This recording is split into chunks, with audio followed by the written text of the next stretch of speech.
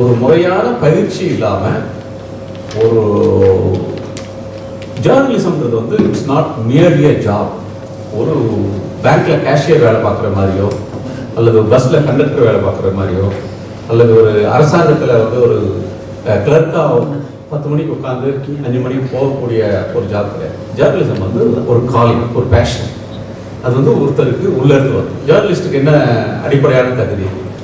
யார் வேணா ஜேர்னலிஸ்ட் ஆகலாம். இப்போ வந்து எல்லாரும் என்ன நினைக்கிறாங்கன்னா, இப்போ ஏஷியன் காலேஜ் ஆஃப் ஜேர்னலிஸ்ட்லேருந்து படிச்சுட்டு வந்தாதான் நம்ம ஜேர்னலிசம் ஸ்டூடெண்ட்டா, லைலாவில் நம்ம படித்தோம் அல்லது ஒரு எம்சிசியில் படித்தோம், விவேகானந்தாவில் படித்தோம், ஒரு ஜேர்னலிசம் அல்லது விஸ்காம் இது படித்தவங்க தான் ஜேர்னலிஸ்டா அப்படின்னா நிச்சயமாக அப்படி கிடையாது. நானும் ஜேர்னலிசம் படிக்கல, லெனினும் ஜேர்னலிசம் படிக்கல. அவர் எண்ணற்ற புத்தகங்கள் எழுதியிருக்கிறாரு, ஏராளமான அனுபவம் கொண்டவர். இன்னைக்கு தமிழ்நாட்டில் இருக்கிற தலை சிறந்த பத்திரிகையாளர்கள் அப்படின்றவங்க யாரும் ஜேர்னலிசம் அப்படின்ற ஒரு ஸ்கூல்ல போய் படிச்சுட்டு வந்தவங்க இல்லை. பிஏ தமிழ் படித்தவங்க, பிஏ ஹிஸ்ட்ரி படித்தவங்க, பாலிடெக்னிக் முடித்தவங்க, இன்ஜினியரிங் முடித்தவங்க, இப்படி பலதரப்பட்ட பேக்ரவுண்ட் இருக்காங்க. ஆனால் அவங்களுக்குலாம் ஒரு காதல் இருந்தது. என்னன்னா, எழுத்து மீதான ஒரு ஆர்வம். இன்னொன்று, நம்ம ஒரு உண்மையை சொல்லணும், ஒரு ஏஜென்ட் ஆஃப் சேஞ்ச் சொல்லுவாங்க, ஒரு மாற்றத்தின் தூதுவனா இருக்கிறது. மக்கள்கிட்ட உண்மையை சொல்லணும், நேர்மையா இருக்கணும், நியாயத்துக்கு பத்தி பேசணும், ஒரு பொது நலன். ஒரு ஜேர்னலிஸ்ட் எது டிரைவ் பண்ணுது? ஒரு ஜேர்னலிஸ்ட் எது டிரைவ் பண்ணுதுன்னா, ஜேர்னலிசம் ஒரு வேலை. ஒரு மீடியா பர்சன்றதுக்கு மாச சம்பளம் கொடுக்குற ஒரு வேலை. ஆனா அது வேலை மட்டும்தானா? எல்லா வேலையும் வேலை தான். எல்லா வேலையிலும் சம்பளம் உண்டு. எல்லா வேலையிலும் அந்த வேலையை பார்க்கிறவங்களுக்கு வந்து திருப்தி இருக்கு. ஆனா இது வந்து நம்முடைய ஒரு அவங்களுக்குள்ள இருக்கிற ஒரு வேட்கை. நான் நல்லா எழுதுவேன், நல்லா எழுத வரும். எனக்கு ஒரு ஜேர்னலிஸ்டுக்கு வந்து பேசிக்கான 2-3 விஷயங்கள் அப்படின்னு நான் கருதுறது வந்து, ஒன்று காமன் சென்ஸ், ரெண்டாவது பப்ளிக் ஸ்பிரிட். காமன் சென்ஸ்ன்றது வந்து ஒரு காமன் சென்ஸ் இல்லாத ஒரு நபர் ஒரு ஜேர்னலிஸ்டா இருக்கு. ரெண்டாவது சமுதாயத்தின் மீதான அக்கறை, ஒரு பப்ளிக் குட், பப்ளிக் ஸ்பிரிட் சொல்றோம் இல்லையா, பப்ளிக் குட். நாடு நல்லா இருக்கணும், ஒரு சமுதாயத்துல வந்து தீங்குகள் இருக்கக்கூடாது, நேர்மையா இருக்கணும் அப்படின்னு சொல்ற ஒரு பப்ளிக் பொது நலன் இருக்குல்ல.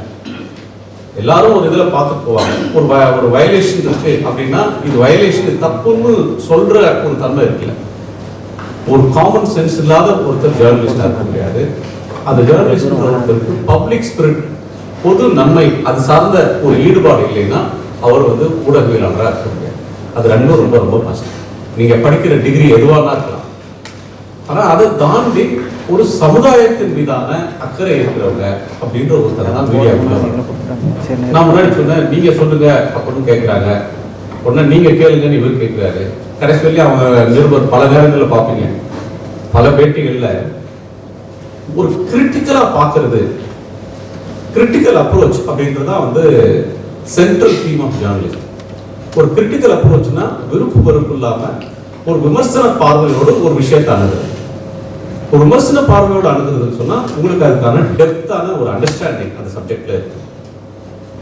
ஒரு கிரிட்டிக்கல் அப்ரோச் அப்படின்னா, ஒருவரிடம் இந்த இளையராஜாவிடம் போய் ஒரு பேட்டி கேட்கிறாங்கன்னா, இளையராஜாவை பற்றி அவர் யாரு, அவருடைய எங்கிருந்து அவரோட ஜேர்னி இருந்து வந்திருக்கு, அவர் எவ்வளவு பெரிய லெஜெண்ட், இத்தனையும் தெரிந்து கொண்டு போய் அவர்கிட்ட கேட்கணுமே தவிர, அவர்கிட்ட போய் எடுத்தது நீங்க முத எந்த படத்துக்கு நீங்க இசையமைச்சீங்க அப்படின்னு ஒருத்தர் கேட்டாங்கன்னா அது ஒரு அபத்தமா இருக்காதா?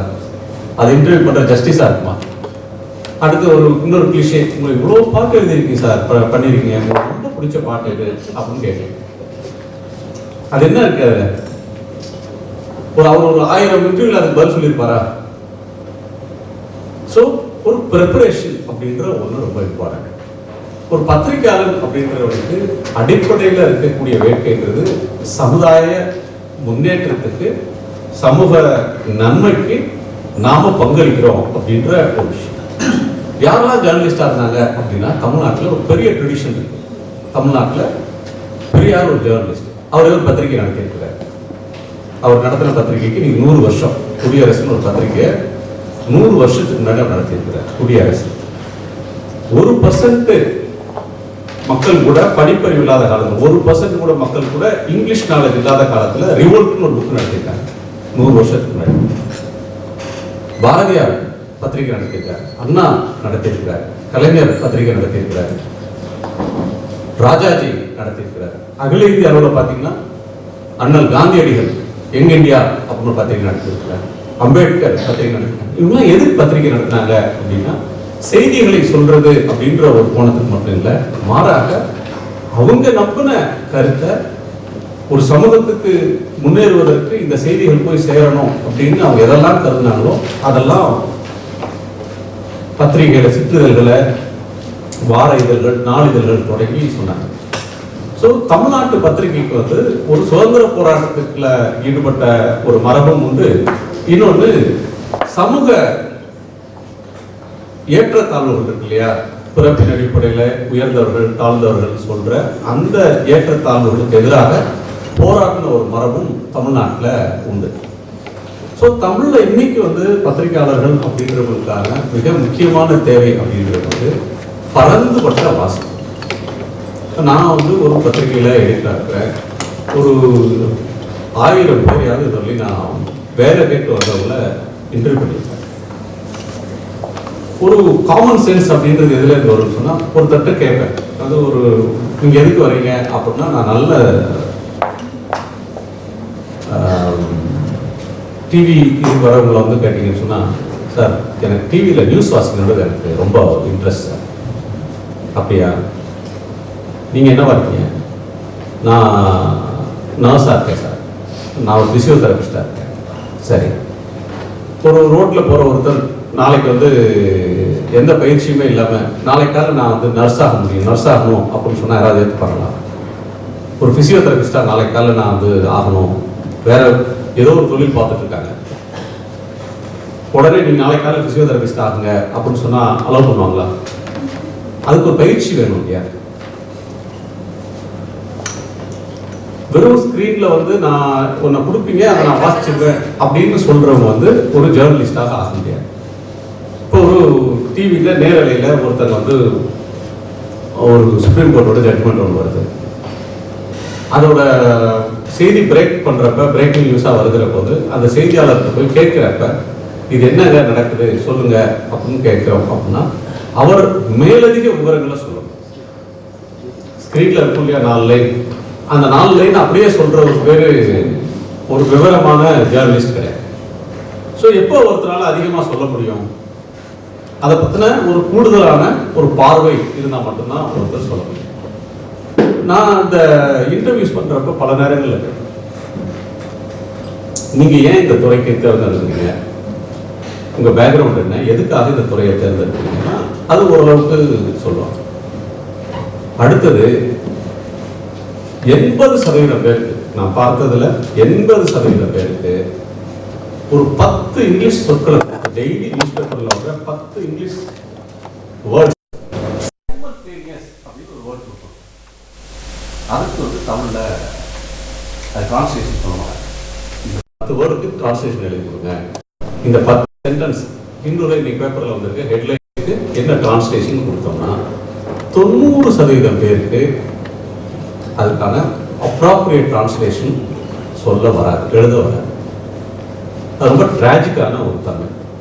ஏன்னா அவங்களுக்கு ஆசை இருக்கு, நான் மீடியாவில் வேலை செய்யணும்னு ஆசை இருக்கு, ஆனால் அதற்கு தங்களை குவாலிஃபை பண்றது இருக்குல்ல, தங்களை தகுதிப்படுத்திக் கொள்றது அப்படின்றது இருக்குல்ல, அந்த இடத்துல ஒரு லேகிங் இருக்கு.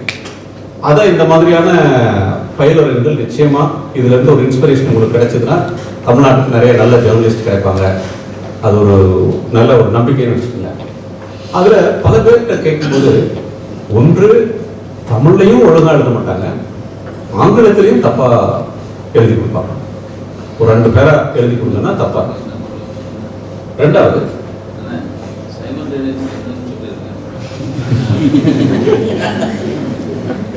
ஒரே நேரத்தில் பேசிக்கிட்டே இருக்கும்போது அண்ணன்ட்டையும் பேசுறேன்ல, அதான் சைமல்டேனியஸ்.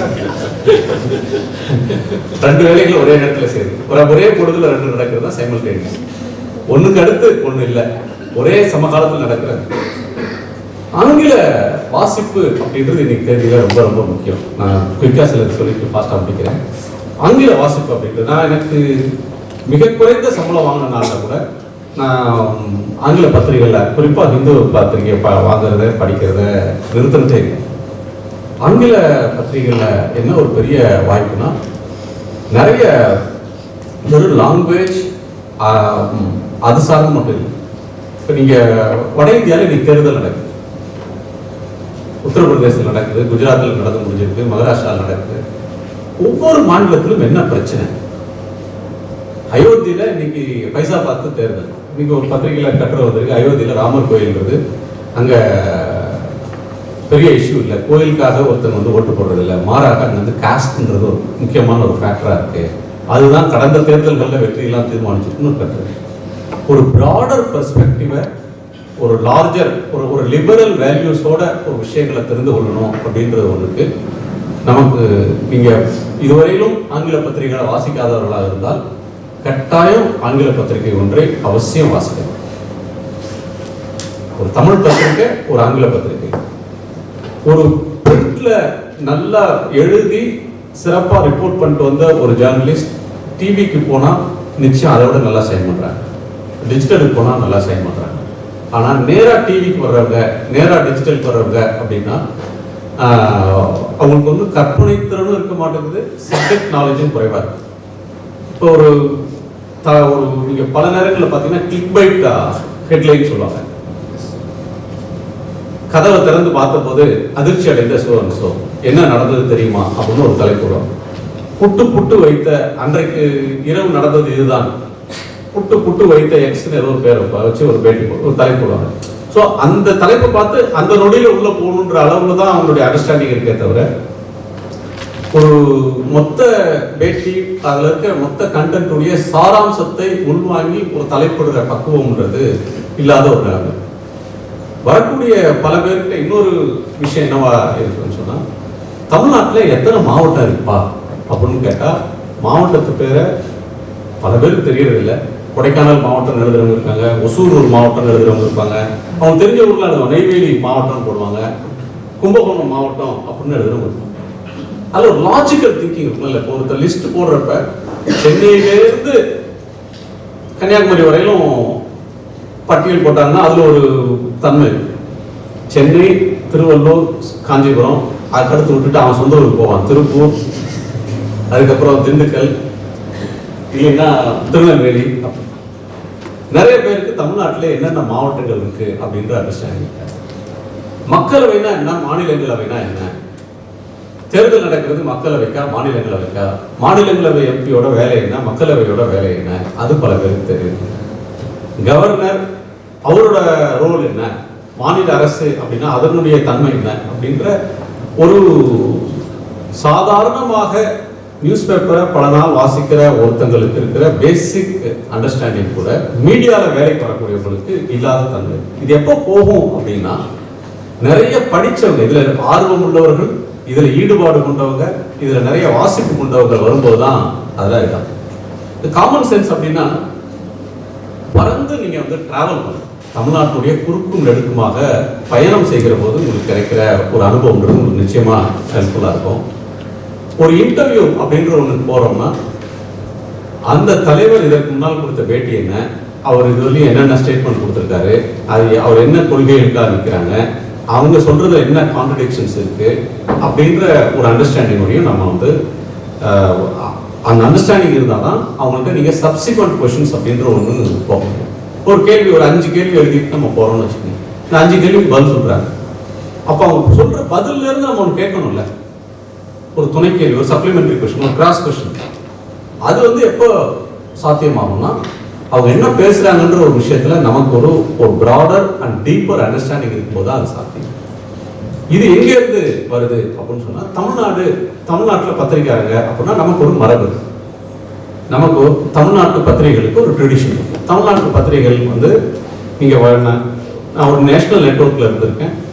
இங்கே தான் வந்து விளிம்பு நிலை மனிதர்கள், சிறுபான்மையினராக இருக்கலாம், பட்டியல் சமூகத்தை சேர்ந்தவர்களாக இருக்கலாம், அல்லது மோஸ்ட் பேக்வர்ட் கிளாஸஸ் சேர்ந்தவர்களாக இருக்கலாம், இவர்கள் அதிகமாக ஊடகத்தினுடைய பணிகளுக்கு வரக்கூடிய ஒன்று தமிழ்நாட்டில் நடந்தது. அதற்கு காரணம் தமிழ்நாடு முன்னெடுத்த ஒரு சோசியல் ஜஸ்டிஸ் பாலிடிக்ஸ், சமூக நீதி அரசியல் அப்படின்ற ஒன்று நமக்கு நிறைய வாய்ப்புகளை தந்தது.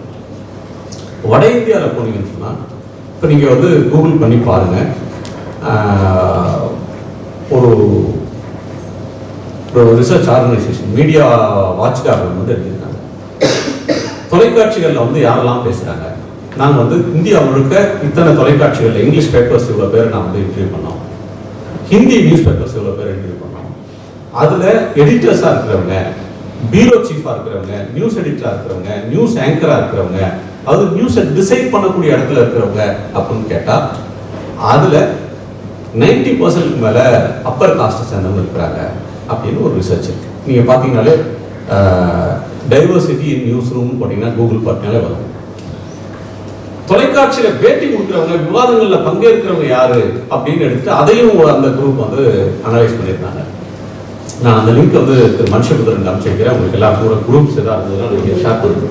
குரூப் இருந்தாலும் அவங்களுக்கு போட சொல்லுங்கள். வட இந்தியாவில் அந்த டைவர்சிட்டி இல்லை. அதாவது ஊடகங்களில் பேசுகிறவங்க, ஊடகங்களில் விவாதம் நடத்தக்கூடியவங்க, ஊடகங்களை நடத்தக்கூடியவங்க பெரும்பாலும் ஒரு மேட்டுக்குடி வர்க்கத்தை சேர்ந்தவங்களா அல்லது உயர் சாதி பிரிவுகளை சேர்ந்தவங்களா இருக்கக்கூடிய தன்மையை ஆய்வுகள் நிறைய அமலப்படுத்திருக்கு, வெளிச்சத்துக்கு கொண்டு வந்து. பட் தமிழ்நாட்டில் அப்படியான ஒரு தன்மை இல்லை. தமிழ்நாட்டில் மீடியா ஸ்பேஸில் ஒரு டெமோக்ரஸி, கிராமங்களை சேர்ந்தவங்க, முதல் தலைமுறை படித்து பட்டதாரிகளாக வந்தவங்க, ஒரு மார்ஜினலைஸ் செக்ஷன்ஸ்லேருந்து வந்தவங்க, மீடியா ஓனர்ஸாக, மீடியா எடிட்டர்ஸாக, மீடியா பர்சனாலிட்டிஸாக இங்கே இருக்கக்கூடிய ஒரு தன்மை இருக்குது. அதற்கு காரணம் அடிப்படையில் ஒரு சோசியல் ஜஸ்டிஸ் பாலிடிக்ஸ். சோசியல் ஜஸ்டிஸ்னா என்ன? நீங்கள் சமூக நீதின்றதை பல இடங்களில் நீங்கள் படிச்சுட்டே இருப்பீங்க. அந்த சொல் காதில் வந்து விழுந்துகிட்டே இருக்கும். அது என்ன அப்படின்ற ஒன்றை நீங்கள் தெரிந்துக்கணும். இப்போ நான் தினமணியில் முதல்ல என்னோட கெரியரை ஸ்டார்ட் பண்ணும்போது கலைஞரோட பப்ளிக் மீட்டிங்கோ அல்லது ஜெயலலிதாவோட பப்ளிக் மீட்டிங்கோ போகிறது ஒரு பக்கம் இருக்கும். அது வந்து மீடியாவில் ரிப்போர்ட் பண்ணுவோம். மாறாக எங்கள் பியூரோ சீஃபோ எடிட்டர் என்ன பண்ணுவாங்கன்னா, ஒரு கருத்தரங்கு நடக்கும். ஒரு 3 மணி நேரம் நடக்கும். 4-5 ஸ்காலர்ஸ் பேசுவாங்க. அதாவது புத்தகத்தை வச்சு ஒரு சிறுபான்மையினருக்கான இடஒதுக்கீடு அப்படின்னா இது சம்பந்தமான ஒரு கருத்தரங்கு நடக்கும். இல்லை வேற ஏதேனும் ஒரு புத்தகத்தை வெளியிட்டு நூல் வெளியீட்டு விழா 2-3 மணி நேரம் நடக்கும். அது நியூஸ் தான் ஆகாது பல நேரங்களில். ஆனால் எங்களை மாதிரி எங்க ரிப்போர்ட்டர்ஸை இது போப்பா, இது போய் என்ன சொல்றாங்கன்னு கேட்டுவா அப்படின்னு அனுப்பிச்சிருப்பாங்க. ஒரு 3 மணி நேரம் அந்த மீட்டிங் போகிறப்ப ஒரு பேராசிரியர் மார்க்ஸ் பேசுவார், ஒரு கல்யாணி பேசுவாங்க, ஒரு பலதரப்பட்ட ஆட்கள். அன்னைக்கு சந்திர வக்கீலாக இருந்த காலத்தில் நீதிபதி சந்திர அவர்கள் பேசுவாங்க. இப்படி பலதரப்பட்ட சமூகத்தின் வெவ்வேறு ஏரியாக்களில் வேலை செய்யக்கூடிய பப்ளிக் இன்டெலெக்சுவல்ஸ், பொது நலன் சார்ந்து சிந்திக்கக்கூடிய அறிவுஜீவிகளுடைய கூட்டங்கள். இது வந்து தேடி போய் கேட்டு வந்ததுனால நமக்கு ஒரு நாலேஜ் கெயின், நம்மளோட அண்டர்ஸ்டாண்டிங் பிராடன் ஆகிற ஒரு தன்மைன்றது இருந்தது. நீங்க குறிப்பிட்ட ஒரு புத்தகத்தை படிச்சா ஜேர்னலிஸ்ட் ஆகலாம் அப்படின்றது இல்லை. மாறாக சமூகத்தை படிக்கிறது, ஏராளமான புத்தகங்களை வாசிக்கிறது, நிறைய செய்தித்தாள்களை தொடர்ச்சியா எடிட்டோரியல்ஸை வாசிக்கிறது, நிறைய எழுதி பார்க்கிறது, சிற்றிதழ்களாக இருந்தாலும் சரி, நிறைய தலைவர்களுடைய புத்தகங்கள். இப்போ பார்த்தீங்கன்னா இந்த லைப்ரரியே இருக்கு. எத்தனை ஜேர்னலிஸ்ட் வந்து இந்த லைப்ரரியில் மணிக்கணக்கில் உட்கார்ந்து படித்தாங்க, அல்லது ஒரு அமெரிக்கன் சென்டரில் போய் புக்கை லைன் பண்ணி எடுத்துகிட்டு போய் படித்தாங்க அப்படின்னு தெரியாது. நிறைய வாசிக்காம ஒரு நல்ல ஜேர்னலிஸ்ட் வர முடியாது. கிரிட்டிக்கலான அப்சர்வேஷன் இல்லாமல் ஒரு நல்ல பத்திரிகையாளர் உருவாக முடியாது. ஒரு வாசிப்புல ஒரு கன்சிஸ்டன்சி. இப்போ நீங்கள் வந்து தமிழ்நாட்டோட ஜேர்னலிசத்தினுடைய ஒரு பிராட் பெர்ஸ்பெக்டிவ்ல சில விஷயத்த சொன்னோம்னா, தமிழ்நாடு எங்க இருந்து தனிச்சு நிற்குது அப்படின்னா, வட இந்தியா முழுக்க ஊடகங்கள் ஒரு தரப்பினரால் ஆக்கிரமிக்கப்பட்டிருந்தாலும் அதோட கண்டென்ட் அப்படின்னு பார்த்தீங்கன்னா, ஆங்கில தொலைக்காட்சிகள்லையும் ஹிந்தி தொலைக்காட்சிகள்லையும் மத வெறுப்பு, மத அடிப்படையிலான ஒரு கான்ட்ரோவர்சி ஒருத்தர் பேசிட்டாங்கன்னா அதை வைத்து சேர்ந்து அடிக்கக்கூடிய ஒரு ஜிங்கோயிஸ்டிக் மனோநிலைன்னு சொல்லுவாங்க, அல்லது வெறுப்பு பரப்புரைய இன்னொரு கட்டத்துக்கு எடுத்துட்டு போற ஒரு தன்மை இருக்கும். அதுல மாறுபட்டு விதிவிலக்காக இருக்கக்கூடிய மாநிலங்கள் 2, ஒன்று தமிழ்நாடு, இன்னொன்று கேரளா. இந்த 2ல தான் அசலான சமூக பிரச்சனைகளும் கோர் பாலிடிக்ஸை டிபேட் பண்ணுவாங்க. நீங்கள் வட இந்தியாவில் பார்த்தீங்கன்னு சொன்னால், நீங்கள் இங்கிலீஷ் சேனல்ஸ்லேயே பார்த்தீங்கன்னு சொன்னால், ஒரு டெப்த்தான சீரியஸான சப்ஜெக்ட் பேசாமல் மாறாக ஒரு மத அடிப்படைவாதம் சார்ந்த கருத்துக்கள், ஒரு போலரைசேஷன் சார்ந்த ஒரு விஷயம், மத வெறி அதை ஊட்டி வளர்க்கக்கூடிய பல அம்சங்கள் ஊடகங்களால சமகாலத்தில் நடந்துட்டு இருக்கிறது. ஏன் தமிழ்நாடு தனிச்சிருக்கு அப்படின்னா, தமிழ்நாட்டுக்குன்னு இருக்கிற பாரம்பரியம்ன்றது ஒரு 5 விஷயங்களை மட்டும் நான் சொல்லி முடிக்க விரும்புகிறேன். ஒரு ஜேர்னலிஸ்டா இருக்கிறவங்க ஒரு ஆட்சியினுடைய நிறையும் சொல்லலாம், குறையை சுட்டி காட்டலாம். அதுல ஒரு பத்திரிகையாளர்களுடைய அடிப்படையான கடமை. ஒரு ஆட்சி இன்று இருக்கலாம், நாளைக்கு இன்னொரு ஆட்சி வரலாம். ஆட்சியின் மீதான விமர்சனங்கள் ஆக்கப்பூர்வமாக முன்வைக்கக்கூடிய தன்மைன்றது ஒரு பத்திரிகையாளர்களுக்கு எப்போதும் இருக்கும். ஆனா ஒரு ஆட்சியை ஆதரிக்கிறோம், எதிர்க்கிறோம், ஒரு அரசாங்கத்தை கேள்வி கேட்கிறோம், அல்லது ஒரு விஷயத்துல அவங்க நல்லா செய்யறாங்கன்னு பாராட்டுறோம் அப்படின்றத தாண்டி சில விஷயங்கள்ல காம்ப்ரமைஸ் கிடையாது. எது அப்படின்னு சொன்னா ஒரு 5 விஷயங்களை மனதில் வைக்கணும். தமிழ்நாட்டை பொறுத்தவரையும் சமூக நீதி, இடஒதுக்கீடுன்ற ஒன்று இன்னைக்கு தமிழ்நாடு அடைஞ்சிருக்கக்கூடிய எல்லா முன்னேற்றங்களுக்குமான காரணம். 50-60 வருடங்களாக பெரியார் அவர்கள் தொடங்கி போராடி பெற்று தந்த அந்த இடஒதுக்கீடுன்றது ஒவ்வொரு குடும்பத்துக்கும் இன்னைக்கு பயனை தந்திருக்கு. ஒவ்வொரு சமூகமும் மேம்பட்டு வர்றதுக்கு இன்னைக்கு ஒரு முக்கியமான ஒரு விதையாக இருந்திருக்கு. அடுத்து வரக்கூடிய செஷன்ல இந்த லெனின் போன்றவங்க விரிவாக பற்றி சொல்லுவாங்க. சமூக நீதி அப்படின்ற ஒன்றுதான் நம்மை போன்ற பல பின்னங்கிய கிராமங்கள்ல இருந்து வரக்கூடியவங்க உயரங்களை தொடுவதற்கான வாய்ப்புகளை உருவாக்கி. ஜான் பிரிட்டோஸ்னு ஒரு பார்லிமெண்டரி, நீங்க கூகுள் பண்ணி பார்த்தீங்கன்னா அவரோட ஸ்பீச் இருக்கு. ஜான் பிரிட்டோஸ், JOHNBRITTOS, ஜான் பிரிட்டோஸ் ராஜ்யசபால பேசினார். அவரோட ஸ்பீச்ல என்ன சொல்றாருன்னா, உச்சநீதிமன்றத்துல, உயர்நீதிமன்றத்துல, இந்தியா முழுக்க இருக்கிற உயர்நீதிமன்றங்கள்ல நீங்க யார் நீதிபதியா இருக்கிறாங்க அப்படின்னா 90% அப்பர் காஸ்ட் சேர்ந்தவங்க இருக்கிறாங்க. ஒரு நாட்டுல டிஸ்ப்ரொபோர்ஷனேட்டா ஒரு பிரிவினர் மட்டுமே ஜட்ஜஸா இருந்து எல்லாவற்றையும் சரி தப்புன்னு சொல்ற இடத்துல இருந்தா அந்த நாட்டுல என்ன நியாயம் இருக்கும் அப்படின்னு கேட்கிற போது, ஏன் ஜாதியை பத்தி பேசுறீங்கன்னு ஒருத்தர் கேட்டார். அவர் சொன்னார், I am not talking about cost, I am talking about diversity. Diversity அப்படின்ற ஒரு வேர்ட் ரொம்ப முக்கியம். டைவர்சிட்டின்றது ஒன்று இன்க்ளூசிவிட்டி, இன்னொன்று டைவர்சிட்டி. இன்க்ளூசிவிட்டின்றது எல்லோருக்கும் அந்த இடத்துல இருக்கும். இந்த அரங்கில் நம்ம கேட்கிறோம்னா இதுல பலதரப்பட்டவங்களும் இருக்கணும். ஒரு ஜட்ஜ் சன் இருக்கலாம், வக்கீல் சன் இருக்கலாம், டாக்டர் சன் இருக்கலாம், டாக்டர் இருக்கலாம், ஒரு ப்ரொஃபஸரோட டாக்டர் இருக்கலாம், ஒரு பிசினஸ் மேனோட டாக்டர் இருக்கலாம். அதே போல ஒரு ஆட்டோ ஓட்டுறவரோட பையனும் இங்க படிக்கணும். ஒரு பஸ் கண்டக்டரா டிரைவரா இருக்கிறவங்களோட மகன் படிக்கணும். ஒரு வீட்டு வேலை செய்யறவங்களுடைய பிள்ளைகளுக்கு இந்த அரங்கத்துல ஸ்பேஸ் இருக்கும். அப்படி பலதரப்பட்டவங்களையும் உள்ளடக்கக்கூடிய ஒன்று இருக்குல்ல, எக்ஸ்க்ளூட் பண்ணாம எல்லோரையும் உள்ளடக்கக்கூடிய ஒன்று தான் இன்க்ளூசிவான ஒரு அம்சம். இந்த இன்க்ளூசிவிட்டியில இருந்தா டைவர்சிட்டி, எல்லா தரப்பினரும் இருக்கக்கூடிய ஒரு தன்மைன்றது ஒரு அருமை. ஸோ அந்த டைவர்சிட்டி அப்படின்ற ஜுடிஷியரியில வேணும் அப்படின்ற ஒரு கருத்தை ஜான் பிரிட்டோஸ் பேசினாரு. நீங்க நேரம் இருக்கிறப்ப அந்த ஸ்பீச்சை கட்டாயம் கேளுங்க. சிம்பிள் இங்கிலீஷ்ல ரொம்ப பவர்ஃபுல்லான ஸ்பீச். ஒன்று சமூக நீதி அப்படின்னு வருகிற போது அதுல சமரசமே கிடையாது. ரெண்டாவது செக்யூலர். இந்தியாவுடைய நேச்சர், தமிழ்நாட்டோட நேச்சர் நீங்க பல நேரங்களில் பார்க்கலாம். ஒரு மதுரையில் ஒரு கோயில் திருவிழா, சித்திர திருவிழா நடந்துட்டு இருக்கும். அங்க இஸ்லாமியர்கள் தண்ணி கொடுத்துருப்பாங்க.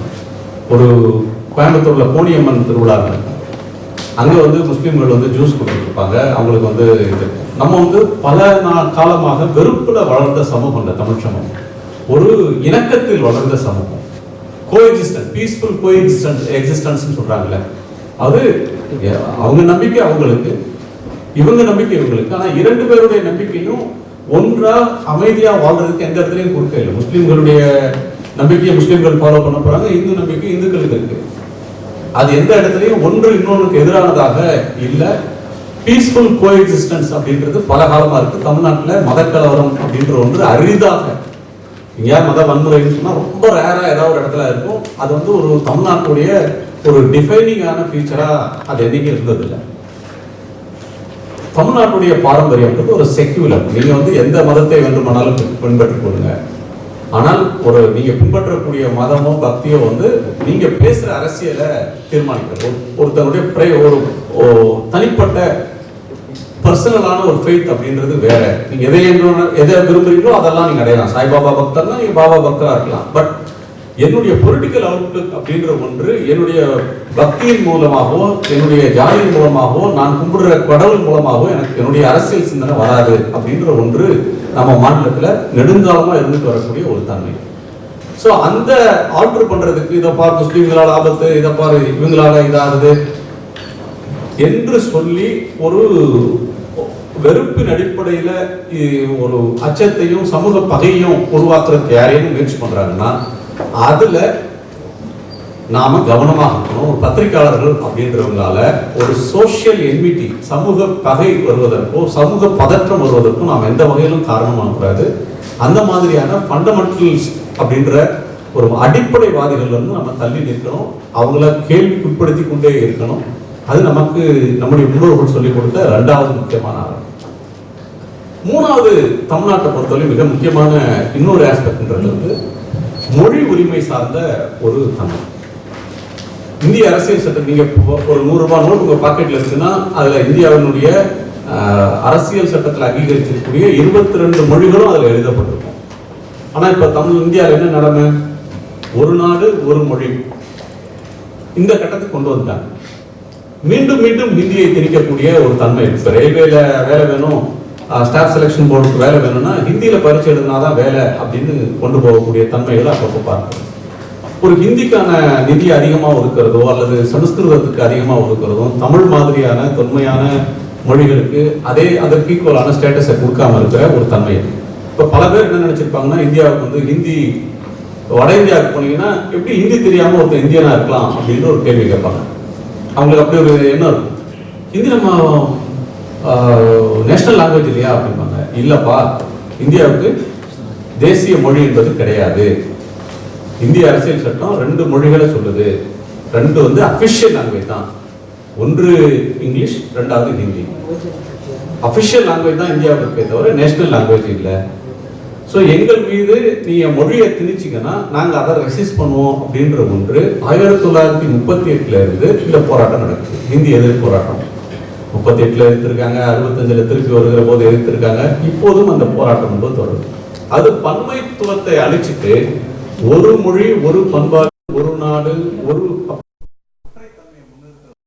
தமிழ்நாடு என்னைக்குமே ரெசிஸ்டன்ட் வந்திருக்கு. அந்த ரெசிஸ்டன்ஸ்ல நியாயம் இருக்கா அப்படின்ற ஒன்றை நீங்க எல்லாம் படித்து புரிஞ்சுக்கணும். ஏன்னா இப்ப என்ன சொல்லிடுவாங்கன்னா, ஹிந்தி படிக்கூடாம தடுத்துட்டாங்க அப்படின்னா அது போய். ஹிந்தி யாருன்னா படிச்சுக்க, யார் வேணாம்னு சொன்னாங்க? ஹிந்தி படிக்கிற ஸ்கூல்ல காசு கட்டி படிச்சுக்கிறேன். ஹிந்தியை வந்து தட்சிண பாரத ஹிந்தி பிரச்சார சபான் இருக்கு, அவங்க சர்டிபிகேட் கோர்ஸ் நடத்துறாங்க, அவங்க படித்துக் கொள்ளலாம். 30 நாள்ல ஹிந்தி படிச்சுக்கிறதுக்கு புக் இருக்கு, அதை படிச்சுக்கங்க, அது யாரும் வேணாம்னு சொல்லல. ஹிந்தி படிக்காம போனதுனால தமிழ்நாடு எதையுமே இழந்திருக்கு. ஸோ நாம் வந்து ஒரு மலையாளிகளுடைய உரிமையை, ஒரிசாக்காரங்களோட உரிமையை, பெங்காலிகளுடைய லிங்குவிஸ்டிக் ரைட்டை, கர்நாடகத்தில் இருக்கிற கன்னடருடைய மொழி உரிமையை பாதுகாக்கிறதுக்கான முன்னோடியான ஒரு மொழி உரிமை இயக்கத்தை தமிழ்நாடு நடத்திருக்கு. இதனுடைய அடிப்படை என்னன்னா, எந்த மொழியும் வைக்கல, மொழிகளுக்கான சமத்துவத்தை கேட்கிற ஒன்றாக தமிழ்நாடு இருந்திருக்கு. ஸோ தமிழ்நாட்டில இருந்து போகக்கூடிய ஒரு வாய்ஸ் அப்படின்றது இந்தியாவுடைய கூட்டாட்சியை பலப்படுத்தக்கூடிய ஒரு வாய்ஸா இருந்திருக்கு. ஸோ தமிழ்நாட்டில் நடந்த மொழி போராட்டத்தினுடைய வரலாறு, மொழி சிக்கல் அப்படின்றது எங்கேருந்து வருது, ஏன் இவன் ஒற்றை பண்பாட்டை திணிக்கிறான், நாம ஏன் அதை வந்து ரெசிஸ்ட் பண்றோம், இது சார்ந்த புத்தகங்களை நீங்க தேடி விரும்பி படிக்கணும். இது புத்தகங்கள் இருக்கு, நீங்க நூலகத்துல எண்ணற்ற புத்தகங்கள். ஸோ அதை சார்ந்து நாம படிக்கணும். அடுத்தது மாநில உரிமை கூட்டாட்சி அப்படின்ற ஒன்று இன்னொரு முக்கியமான கார்னர் ஸ்டோன் தமிழ்நாட்டை பொறுத்தவரை. ஏன்னா ஒரு யூனிட்டரி ஸ்டேட், ஒற்றை ஆட்சி, ஒற்றை அரசு அப்படின்ற ஒன்றை நோக்கியும், யூனியன் கவர்மெண்ட் வந்து ரொம்ப ரொம்ப பவர்ஃபுல்லா எல்லா அதிகாரமும் யூனியன் கவர்மெண்ட்டுக்கு அப்படின்னு சொல்லி ஒரு அதிகார குவியல் நடந்துட்டு இருக்கிற ஒரு காலகட்டத்தில் மாநிலங்களுக்கு அதே அதிகாரம் இருக்கு. மாநிலங்கள் அப்படின்ற ஒன்றும் மக்களால் தேர்ந்தெடுக்கப்படக்கூடியவை தான். மக்களோட நெருக்கமா இருக்கக்கூடியது மாநில அரசுகள் தான். மக்களுக்கு வந்து வெள்ளம் வந்தாலும் வறட்சி வந்தாலும் உடனே அட்ரஸ் பண்றவங்க மாநில அரசு. ஒரு சாவரின் கவர்மெண்ட் வந்து சாவரின் பவர்ஸ் மாநில அரசுகளுக்கும் உண்டு அப்படின்னு அரசியல் சட்டத்துல இருக்கு. ஸோ அந்த உரிமைகளுக்காக தொடர்ந்து குரல் கொடுத்து வரக்கூடிய ஒரு மாநிலமாக தமிழ்நாடு இருக்கு. தமிழ்நாட்டில் நீட் வேணுமா வேணாமான்றத தமிழ்நாடு தீர்மானிக்காது. தமிழ்நாட்டில் 8 கோடி மக்களுடைய ஓட்டு வாங்கி வரக்கூடிய ஒரு அரசு அவர்கள் தீர்மானிக்கிறதுக்கான உரிமை இல்லாம எல்லா உரிமையும் டெல்லியில வச்சுக்கக்கூடிய தன்மை, எல்லாமே யூனியன் கவர்மெண்ட் முடிவு பண்ணும். நேற்றுக்கு பேப்பர்ல வந்து CUET ஒரு எக்ஸாம். அது என்னன்னா நீங்க வந்து +2 முடிச்ச பிறகு லயோலா காலேஜில் அப்ளை பண்றீங்க, அல்லது விவேகானந்தா காலேஜுக்கு போறீங்க, அல்லது ராணி மேரி கல்லூரிக்கு போறீங்கன்னா இப்போ நம்மளுடைய +2 மதிப்பெண் அடிப்படையில் அவங்க மாணவர் சேர்க்கை நடத்துறாங்க. மாறாக டெல்லிக்கு போனீங்கன்னா, தமிழ்நாட்டுக்கு வெளியில போனீங்கன்னா அதுக்கு ஒரு என்ட்ரன்ஸ். நீங்க வந்து பிகாம் படிக்கிறதுக்கு ஒரு என்ட்ரன்ஸ், நீங்க அந்த என்ட்ரன்ஸ் படிச்சு தான் நீங்க எழுதினாதான் நீங்க BA அட்மிஷனே போக முடியும். ஸோ மீண்டும் மீண்டும் நுழைவுத் தேர்வுகள் வர்றதும் மாநிலத்துக்கிட்ட இருக்கிற அதிகாரத்தெல்லாம் தூக்கி கொண்டு போய் ஒரு ஒரே பலகையில சொல்லுகிற ஒரு தன்மை இருக்கு. அதற்கு எதிராக தமிழ்நாடு தொடர்ந்து ரெசிஸ்ட் பண்ணி வந்திருக்கு. அந்த ஃபெடரல் ஸ்ட்ரக்சர் அப்படின்றது என்ன, ஏன் மாநிலம் அப்படின்ற ஒன்று மீண்டும் மீண்டும் இந்த உரிமைகளை கேட்குது, இந்த விஷயங்களை வந்து நம்ம தெரிந்து கொள்ளணும். இன்னொன்று கவர்மெண்ட்டுடைய ஹைரார்கி அப்படின்றது என்ன. இப்போ வந்து பல பேருக்கு கவுன்சிலரோட வேலை என்ன, MLAவோட வேலை என்ன, MP-யோட வேலை என்ன அப்படின்றதுல ஒரு புரிதல் இல்லை. ஒரு ஹைரார்கி அப்படிங்கிறதுல ஒரு constable, head constable, sub inspector, inspector, assistant commissioner, deputy commissioner, joint commissioner, additional commissioner, commissioner. இந்த ஆர்டர் இப்ப நீங்க வந்து மிலிட்டரி அப்படின்னா நான் முத வேலைக்கு வந்தப்ப எங்க எடிட்டர் RLT சம்பந்தம் ஒரு கோபாலனுக்குலாம் நல்லா தெரியும். அவர் வந்து சொல்லுவார், நீ மிலிட்டரியில வந்து ஹைரார்கி போட சொல்ற, முப்படை தளபதி, அதுக்கடுத்து யாரு, அதுக்கடுத்து யாரு, நீங்க வந்து மேஜர் ஜெனரல் கடுத்து யாரு. ஸோ இந்த இதெல்லாம் அடிப்படைகள். இப்போ பத்திரிகையாளர்களுக்கு வந்து நாம வந்து ஒரு MD படிச்ச ஆள் மாதிரி தான். MDன்றது என்னன்னா MBBS முடிச்சுட்டு MD ஜெனரல் மெடிசன்.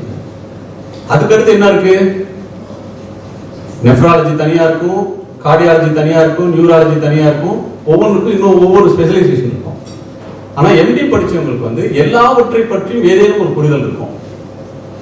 அது நெஃப்ராலஜில அதனுடைய பேசிக்ஸ் தெரிஞ்சு வச்சிருப்பாங்க. அதே போல பத்திரிகையாளர்களுக்கு வந்து எனக்கு இது தெரியாதுங்க அப்படின்னு நம்ம சொல்ல முடியாது. ஏன்னா ஒரு நாள் ஒரு ரிசர்வ் பேங்க் கவர்னருடைய பிரஸ் கான்ஃபரன்ஸுக்கு போய் அட்டன் பண்ணுவோம், அடுத்த நாள் நடிகர் வடிவேலுடைய பாடல் வெளியீட்டு விழாக்கு போவோம், ஏதாவது ஒரு ஆடியோ லான்ச் இருந்தால் அதுக்கு போவோம். அதுக்கு அடுத்த நாள் சம்பந்தமே இல்லாமல் இன்னொரு வானிலை ஆராய்ச்சி மையத்துடைய பிரஸ் கான்ஃபரன்ஸ் போவோம். அங்கிருந்து அடுத்த நாள் போனீங்கன்னு சொன்னால் கோர்ட்டு தீர்ப்பு எதுக்காக போயிருக்கும். ஸோ ஒரு வெரைட்டி ஆஃப் சப்ஜெக்ட்ஸை நம்ம ஹேண்டில் பண்றப்ப எல்லாவற்றை பற்றியும் ஒரு அடிப்படை, எல்லாத்துலயுமே நம்ம பெரிய மாஸ்டர்ஸா இருக்கணும்னு அவசியம் இல்லை. எல்லாவற்றை பற்றி ஒரு பேசிக்ஸ் நமக்கு தெரிஞ்சிருக்கணும். இல்லை என்றால் யாரை கேட்டா இதை தெளிவா சொல்லுவாங்கன்றது யார் நம்ம தெரிஞ்சிருக்கணும். ஒண்ணு நமக்கு தெரிஞ்சிருக்கணும், இல்ல இந்த விஷயத்த இன்னார்ட்ட கேட்டா நமக்கு ஒரு கிளாரிட்டியை கொடுத்துருவாங்க. இதுல மிக முக்கியமா நான் மீண்டும் வலியுறுத்தி சொல்ற ஒன்று, தமிழ்நாட்டினுடைய தனித்தன்மை அப்படின்ற விஷயங்களை அறிந்து கொள்ளணும். இந்த நேரத்துல மீடியால ஏராளமான வாய்ப்பு அப்படின்றது இருக்கு. முன்பு மீடியால வரக்கூடிய செய்தியை உண்மைன்னு நம்பினாங்க. 10 ரிப்போர்ட்டரை வச்சு பிரஸ் கான்ஃபரன்ஸ் நடக்கும், அதுல வந்த செய்திக்கு கிரெடிபிலிட்டி அதிகமா இருந்தது. ஆனா இன்னைக்கு வந்து ஊடகங்கள் பல்கி பெருகிடுச்சு. நிறைய டிவி, நிறைய யூடியூப், நிறைய சோசியல் மீடியா பக்கங்கள் அப்படி ஏராளமா இருக்கு. ஆனா அதனுடைய குவாலிட்டி அப்படின்ற ஒன்று வந்து மிக மிக சரிஞ்சும் நம்பகத்தன்மைன்றது மிக மிக கேள்விக்குள்ளாகி இருக்கக்கூடிய ஒரு காலகட்டத்தில் நாம் இருக்கோம். நீங்க வந்து எனி டே ஒரு ஹிந்து பேப்பரையும் ஒரு இந்தியன் எக்ஸ்பிரஸையும் கையில் எடுத்துட்டு ரிசர்ச் பண்ணீங்கன்னா இதுல இல்லாத செய்தி 50% செய்தி இன்னொரு தாள்ல இருக்கும், நியூஸ் பேப்பர்ல இருக்கும். எடிட்டோரியல் எடுத்தீங்கன்னா இவங்க எழுதியிருக்கிற தன்மைக்கும் இன்னொருத்தங்க எழுதியிருக்கிற தன்மைக்கும் வாஸ்டா டிஃபரன்ஸ் இருக்கு. அது நம்முடைய நாலேஜ் என்ரிச் பண்றது ரொம்ப உதவும். ஆனா நீங்க வந்து தமிழ் தொலைக்காட்சிகளையும் சரி, இங்கிலீஷ் தொலைக்காட்சி எடுத்துங்க, காலையிலும் சாயங்காலம் வரலையும் பாருங்க, 90% ஒரே மாதிரியான செய்தி தான். அதே நேரலை தான் இருக்கும், அதே அன்றைய நாளோட செய்தி அப்படின்னு எடுத்துட்டா ஒன்றிலிருந்து இன்னொன்று ரொம்ப டிஃப்ரெண்டா இருக்கிற ஒன்று வந்து ரொம்ப ரொம்ப குறைவா இருக்கு. ஸோ எண்ணிக்கை அதிகரிச்ச அளவுக்கு ப்ளூராலிட்டி அப்படின்றது மீடியாவில் இல்லாமல் இருக்கு. மீடியாவில் வர செய்தி அப்படியே ஃபேஸ் வேல்யூவில் எடுத்துக்கிற கிரெடிபிலிட்டியும் சேலஞ்ச் ஆகிருக்கிற ஒரு காலகட்டம் இருக்கும். இந்த நாட்கள்ல உங்களை போன்றவங்க மீடியாவை உண்மையா நேசிச்சு ஒரு வேலையாக இதை கருதாம நாம் ஒரு சமூக மாற்றத்துக்கான தூதர்கள், யூஆர் ஏஜென்ட் ஆஃப் சேஞ்ச். நாம் வந்து உண்மையை சொல்றதுக்கு பொது நலன்ல அக்கறை கொண்டு ஒரு பப்ளிக் ஸ்பிரிட்டட் பொது நலன்ல உந்தப்பட்டு இந்த தொழிலுக்கு வரக்கூடியவங்க நீங்க மீடியாவுக்கு வர்றது மீடியாவோட கிரெடிபிலிட்டியை என்ஹான்ஸ் பண்றதுக்கு அதிகப்படுத்துவதற்கு அது உதவும்னு நினைக்கிறேன். தமிழ் மீடியாவுக்கு பெரிய பாரம்பரியம் இருக்கு. அந்த பாரம்பரியத்தை இன்னமும் சிறப்பாக எடுத்துட்டு போறதுக்கு உங்களை போன்றவர்கள் இன்னமும் நிறைய படிச்சு நிறைய தெரிந்து கொண்டு நீங்க இந்த ஃபீல்டுக்கு வர்றது ரொம்ப அவசியம். உங்களை நீங்க மீடியாவுக்கு வர்றீங்களோ இல்லையோ, இன்னைக்கு தேதிக்கு மீடியா டெமோக்ரட்டைஸ் ஆயிடுச்சு. ஒவ்வொரு மனிதனும் செல்போன் வச்சிருக்கிற ஒவ்வொரு மனிதனும் இன்னைக்கு ஊடகம் ஆயிட்டாங்க. உங்களை போன்றவர்கள் நல்ல பொறுப்புள்ள பத்திரிகையாளர்களா மீடியாவுக்குள்ள வந்தாலும் வரலனாலும், ஒரு ஃபேஸ்புக்ல ஒரு கமெண்ட் போடுறீங்க அப்படின்னாலும் ஒரு இன்ஃபார்ம்டா சமூக பொறுப்போட அதை ஹேண்டில் பண்றதுக்கான வாய்ப்பு உங்களுக்கு வரும். அந்த வகையில உங்களை செழுமைப்படுத்திக் கொள்றதுக்கு இந்த செஷன் கடுமையா நிச்சயமா உங்களுக்கு உதவும் நினைக்கிறேன். நன்றி. தமிழகத்தின் அரசியல் புலனாய்வு வரலாறு நக்கீரன் பப்ளிகேஷன்ஸ். இந்த கோடை விடுமுறையை புத்தகங்களுடன் கொண்டாடுங்கள். கோடை காலத்தை முன்னிட்டு ஏப்ரல் 23 முதல் மே 30 வரை நக்கீரன் வெளியீடுகளான அனைத்து நூல்களுக்கும் 25% சிறப்பு தள்ளுபடி. புத்தகங்களால் கோடையை கொண்டாடுவோம். நக்கீரன் டிவிக்கு சப்ஸ்கிரைப் செய்யுங்கள். உங்கள் ஆதரவே எங்கள் பலம். ஆசிரியர்களுக்கு நண்பனாகவும் மாணவர்களுக்கு ஆசானாகவும் திகழும் தேர்வு வழிகாட்டி. ஒவ்வொரு பாடத்திற்கும் அனுபவமிக்க ஆசிரியர்களின் துல்லியமான தெளிவான விடைகள். CNC இருக்கு, தேர்வு பயம் எதற்கு? இது தீரன் பப்ளிஷிங் ஹவுஸ் விற்பனை வெளியீடு.